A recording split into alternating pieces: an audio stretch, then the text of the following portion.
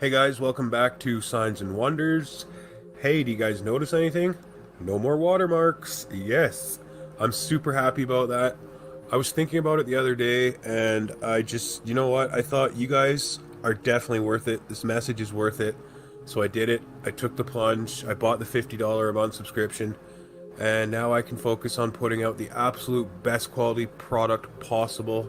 Besides, this channel was never about making money anyway. So, yeah, that's pretty sweet. I think those watermarks were bothering me more than anyone. You guys were actually really cool about it, so thank you. I just want to let you guys know this would have never happened without my Patreons and supporters, so thank you guys so much. Like, when I say this channel would not be possible without you, I mean it 100%. So this video is dedicated to you guys, to everyone who bought a t-shirt, to my Patreons, and just to everyone who even donated $1.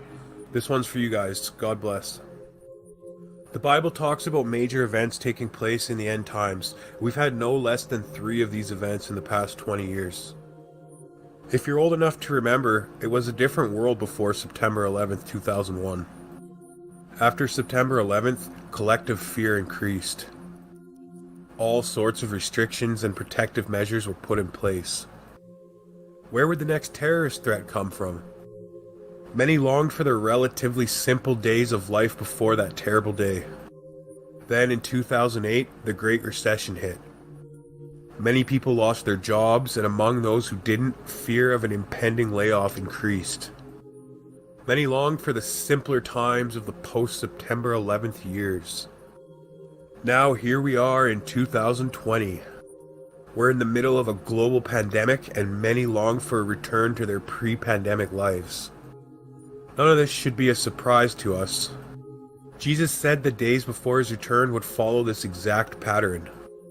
He likened them to birth pains, which you can find in Matthew 24, verses 3 to 8. So this means, as with labor contractions, we'll see these types of events increase in frequency and strength as we approach the end of this age.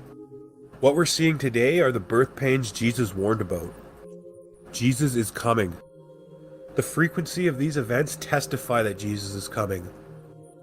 Our generation will witness his return, I believe, guys. Matthew 24:34. All of the signs Jesus and the prophets said to look for are present. They include, but are not limited to. Up here on the screen, guys, I put some of the prophecies that I believe have been fulfilled and where you can find them in the Bible. The restoration of Israel. The Jewish people take possession of Jerusalem. The global spread of the gospel, that's no mistaking that. A marked increase in travel and knowledge. Like, everyone nowadays walks around with all the knowledge in the world in their pocket on their smartphone, or you can just hop on a plane and be anywhere running to and fro.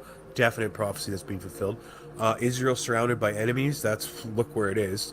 What else, guys? Israel fielding a great army in Zechariah. The rise of a united Europe. Just on and on and on. Like I said, here is the verses you guys can check out for yourself. And since Jesus told us to expect birth pains leading up to his arrival, look for major events similar to September 11th, the Great Recession, and the COVID-19 pandemic to appear with greater frequency and cause greater trauma. In other words, guys, expect things to get worse before they get better. So what will come next? Well, obviously we can't know for sure, but here's a few events on the horizon. What's coming next? With conditions set to be worse in the coming months and years, what are the most likely events to occur in the near future? The possibilities are endless. We could see large magnitude earthquakes, a nuclear terrorist attack, or even a global pandemic worse than COVID-19. But rather than speculate, I think we should focus on what we know is coming. These 3 events are either already or certain to happen in the near future. 1. A global depression.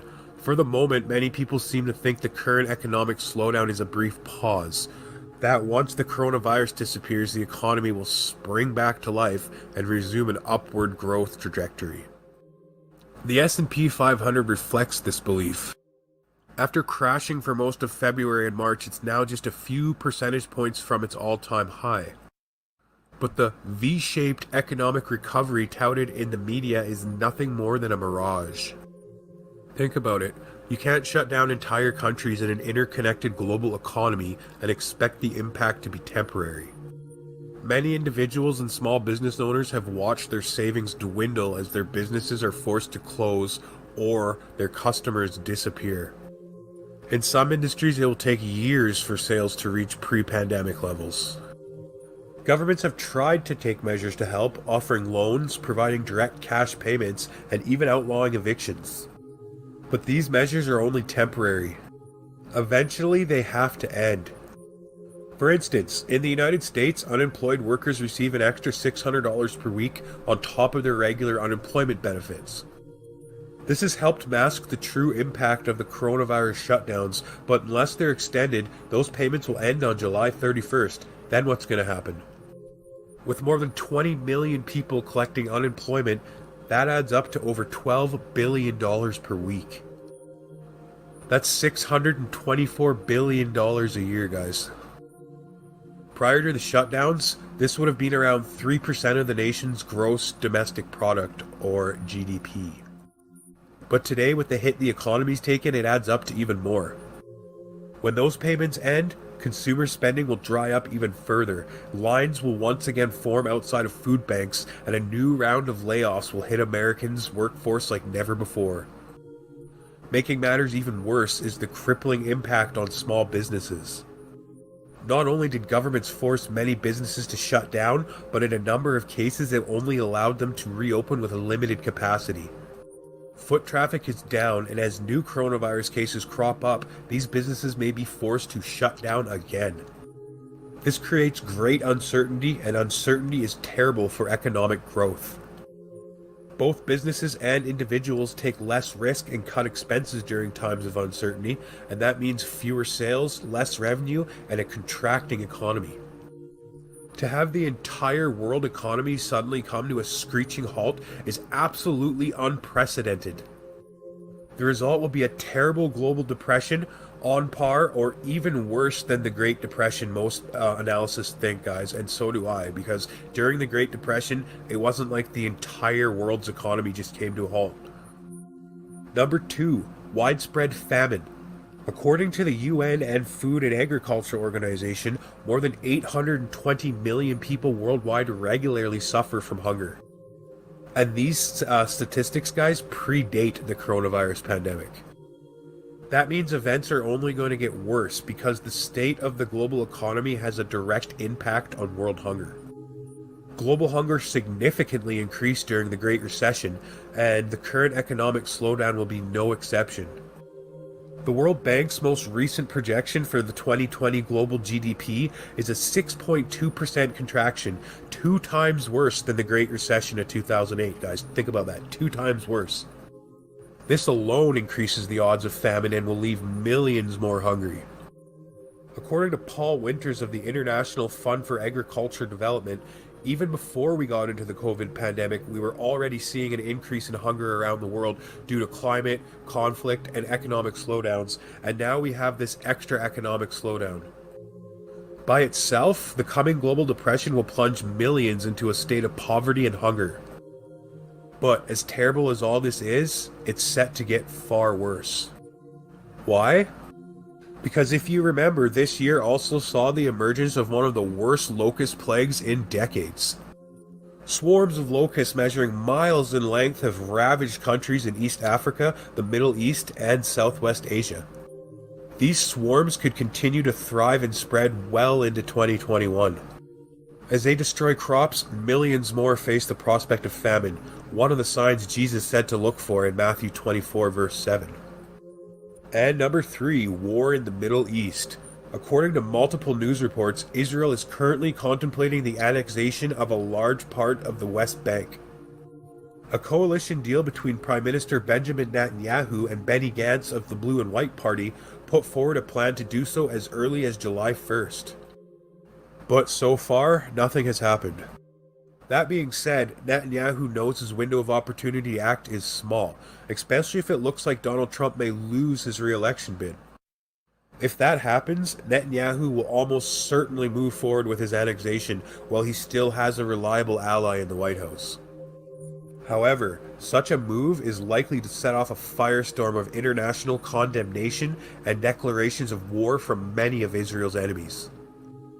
For decades, world leaders have feared an explosive war in the Middle East. We may be closer to such a war now than we've ever been before. While Israel's next war doesn't have to be one outlined in Bible prophecy, several prophesied conflicts have yet to take place. These include conflicts that result in the destruction of Damascus, which we read in Isaiah 17, an attack from Israel's immediate neighbors, which we read in Psalm 83, and an invasion by a coalition that includes Russia, Iran, Turkey, and several other nations, which we read in Ezekiel 38 to 39. So could we be on the verge of one of these wars? We most certainly could.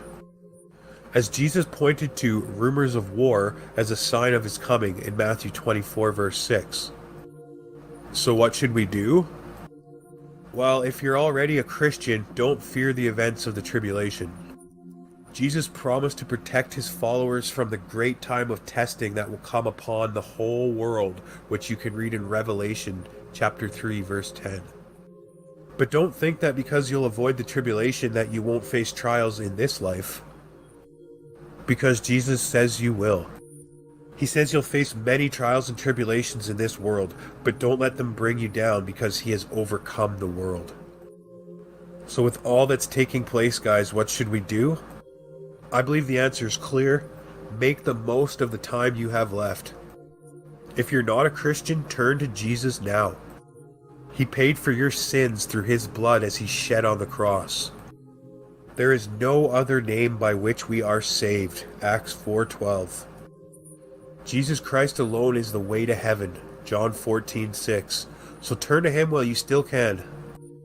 As always, guys, thank you for watching. Please subscribe, and God bless you and your families.